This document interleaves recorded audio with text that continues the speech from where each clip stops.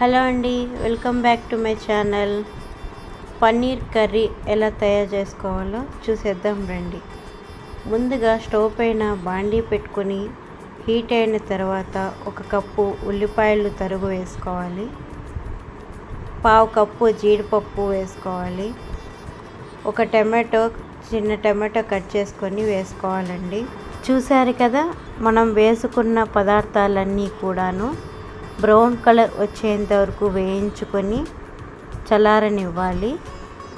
చల్లారిన తర్వాత మిక్సీలో వేసుకొని తగినంత రాళ్ళ ఉప్పు, 1.5 స్పూను కారం పొడి వేసుకొని మిక్సీ చేసుకొని ఒక బౌల్లోకి తీసుకొని పక్కన ఉంచుకోవాలి. మరలా ఇక్కడ స్టవ్ పైన బాండీ పెట్టుకొని పోపు వేసుకోవాలండి.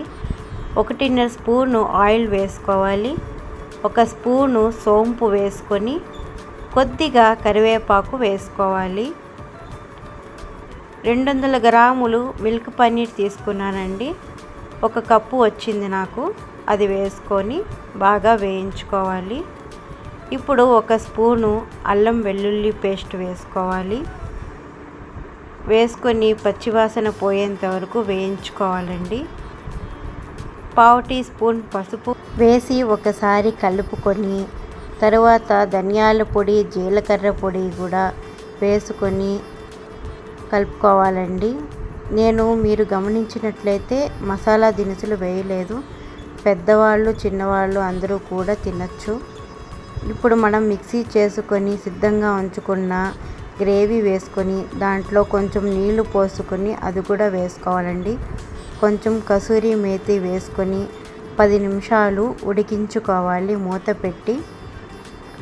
తర్వాత స్టవ్ ఆఫ్ చేసుకోవాలి. అంతేనండి, ఎంతో సింపుల్గా తయారు చేసుకుని పన్నీర్ కర్రీ రెడీ.